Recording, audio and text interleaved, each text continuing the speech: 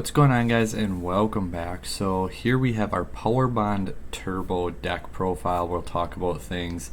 We took it to a box tournament. I was gonna just play pure, and I was just kind of messing with it, and I was like, you know what, I'm just never actually took Power Bond Turbo to an in real life event, and wasn't really dead set on a build yet either. So I was like, you know what, I'm just gonna do it. I had work on Friday. I kind of was thinking of ideas and ratios, and then got home, put the cards in the sleeves, and took off and went off to locals. Shoutouts to Brock, member of the channel. He took first place at the box tournament. We took sixth. I think there's like 24, 25 people overall. We had 5 rounds. Round 1, I played against Paleo Eldritch Adventure, and I didn't read Cybernetic Horizon real well. Like, I was keeping an eye on time in game 2, and just I wanted to make sure. I didn't think I was in a great position, and I wanted to make sure I had time in game 3, so I was kind of trying to hurry up. I discarded Claw, and then I had the OTK, and I was going, and I went to go grab Horizon, which personally I've never really played it before, and unless you're playing the Power Bond build like this, I don't think you should. But in here it's a really good one-of because it makes Claw, Horizon, and Realm all 1-card OTKs, as well as Core and Emergency, as long as you have your Spell a Trap discard. But I just went quick and was looking at the names of the cards and saw Cybernetic Horizon, and for some reason I was thinking Cyber Dark Horizon. I was like, oh shoot, I can't even search it out, like what am I going to do now? And the very first line of the card is, "This is always a Cyberdark card." I didn't get that far into it, and I didn't read that, so I ended up losing game 2. I won game 1 too, so that was unfortunate in round 1. And then round 2, I played against Pure Mystic Mine. Definitely was not a fun matchup, but we did get the win there. Then we played against the Synchro Adventure Dragons, like with the Punk engine. Kind of like Based, but you know, the newer version of it with the different engines.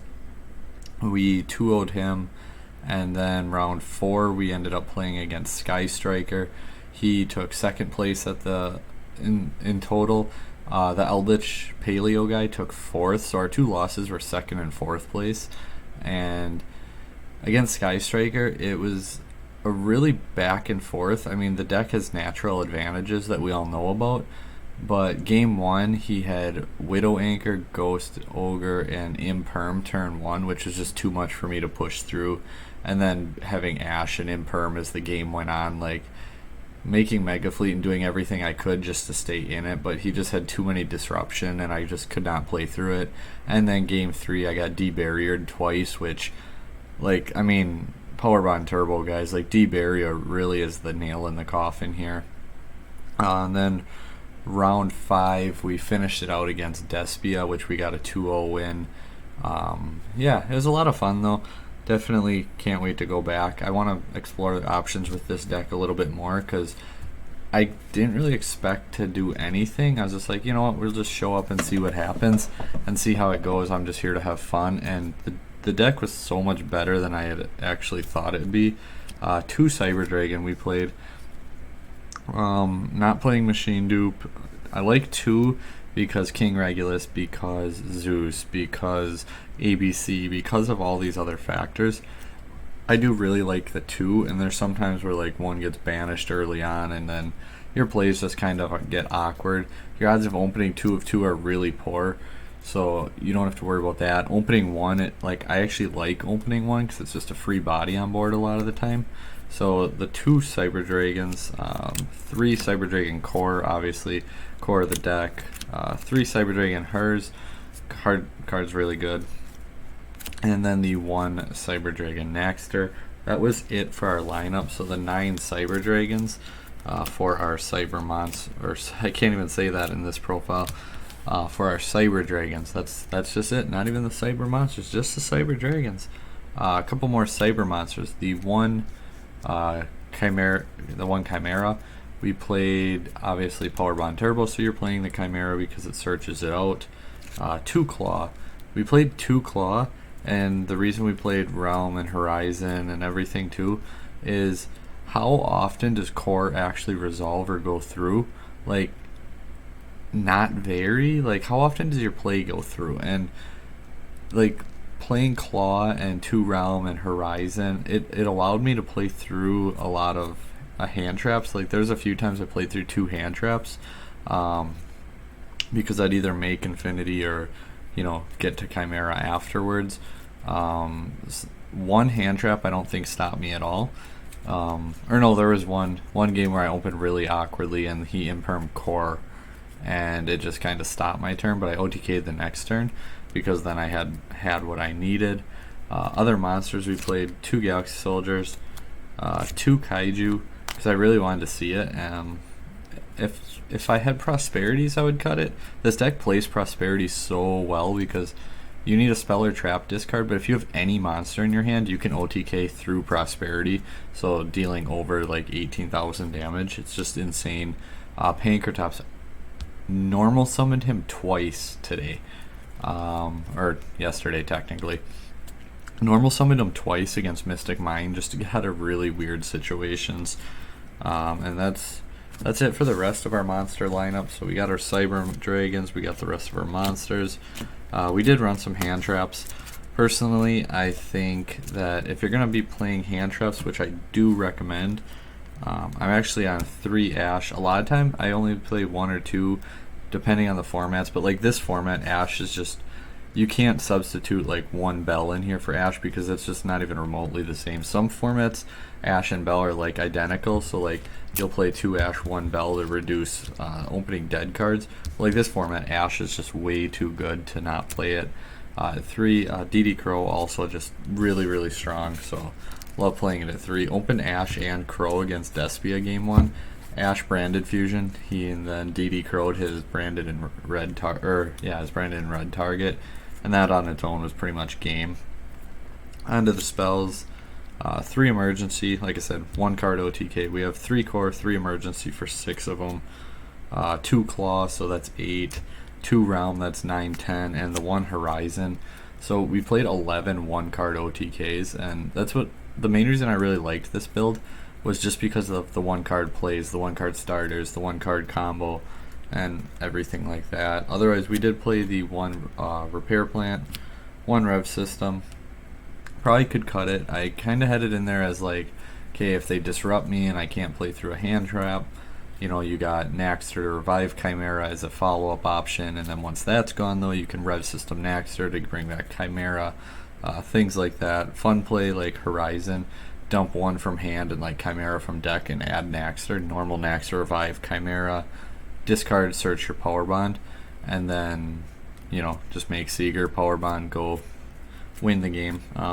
Fusions, power bond obviously, and overload fusion. I know some people say not to play it in this. Every time I opened this card I won, like, because it's just another way to play through disruption. Like, you do everything, you set it all up, they disrupt you, and you just overload fusion for game. So that's pretty much it for our cyber-ish, if you will. They're all pretty much cyber dragon cards. Power bond and overflow or overload, they're cyber cards. Like, come on, what other decks are actually playing them? Other spells we did play. This is definitely a meta call for where I was expecting. There's usually a lot of like striker and random decks, so I did like the Cosmics. 2 talents, the 1 called by the grave, change of heart. I actually saw it like 3 times today. I think I won 2 of them, but the card put in pretty good work. 1 overflow, then 2 for traps, and our final hand trap, triple impermanence. So the 9 hand traps and then the few going second cards. Really wouldn't change a whole lot. The deck just performed so much better than I expected to, so I want to do a lot more testing before I make any changes, but super happy with the deck overall. And for like anyone who's wondering how you do the combo, it's pretty much you summon like core, or you get to core however you can, and say core then searches out your realm, and realm can search out your Chimera, who then can search out your power bond and use your graveyard. You link those off for Seeger, then power bond sends Seeger to the grave and banishes core from the graveyard to make your rampage. So it's just like free that way. But yeah, like the utility and everything with the starters and extenders, the deck was just like I said, so much better than I expected it to. So I'm pretty excited to keep messing around with it and fine-tuning it, but I think I'm pretty much there. I know a lot of people play a smaller one realm, one power bond, one claw, and that's wrong. Like, you're gonna lose way too often. That's why people say that the build's not good or competitive, because it's too fragile and it folds to any disruption. You got to play more copies. You can't go into a tournament like, well, I just need core to resolve and I win. Like, yeah, everyone knows that. So core doesn't resolve. Extra deck, 2 mega fleets, pretty important. Like, Dragon League's more popular, Salad's popular. Like I said, expecting Sky Striker. Marine Cess now being more popular too. Like, 2 mega fleets should be standard again. The 1 Fortress Dragon, the 1 Rampage, 1 Twin, and the Horizon Target in Eternity, giving your fusions targeting protection, which with Striker, like, card was really good. Obviously stops Widow Anchor. Unfortunately didn't come up in that matchup, but versus, what was it? I don't remember it. Or it was stopped an impermanent. It's prevented an impermanence. Card was just really good. I used everything here. I used 2 mega. Yeah, I went into 2 mega fleets. There was a time where just the way it was going, game 2 against Despia, he didn't really seem to know what the Cyberdark stuff did or how to stop it properly. So I could kind of read that from him, but it felt like he had a disruption, and he actually had Ash in hand, and I knew, like, I just felt like it was Ash, and if I went into that when I would try to send to gain the attacks, I just felt like it was going to get hit. So I actually went into Cyber Twin and beat him down with Cyber Twin instead. And after he actually said, like, he showed me he did have the Ash, and he's like, I just didn't know what to hit. And I was like, yeah, I had a feeling there was something, so that's why I went for Twin, because it just attacks twice. 2 Nova though, 2 Infinity, 1 Zeus for our XVs, then Almirage, Anima, Seeger, and Phoenix. Phoenix just came up for getting rid of, like, opponent's monsters off Change of Heart. Didn't really come up for the back row removal at all, but again, it was like, if my opponent's only got 1 monster and they're on Mystic Mine, because, like, everyone's playing Mystic Mine now, it's just another way to out it. People, I don't know, like, I don't mind Mystic Mine as a card. I don't think it's that bad, but you just gotta respect it, which I went into the event, like, knowing Mystic Mine was gonna be there. I knew the one guy plays Pure Mine. I knew 2 Striker players are, like, on Mystic Mine in their builds, and, like, I don't know, I respected it, and it definitely paid off, because I didn't lose to Mine at all in any of my matchups. Side deck, I went in with Token Collector, Sword Soul Adventure, pretty standard. Like I had mentioned, Salad being pretty popular, and like, just random rogue decks, and Nibiru puts in work.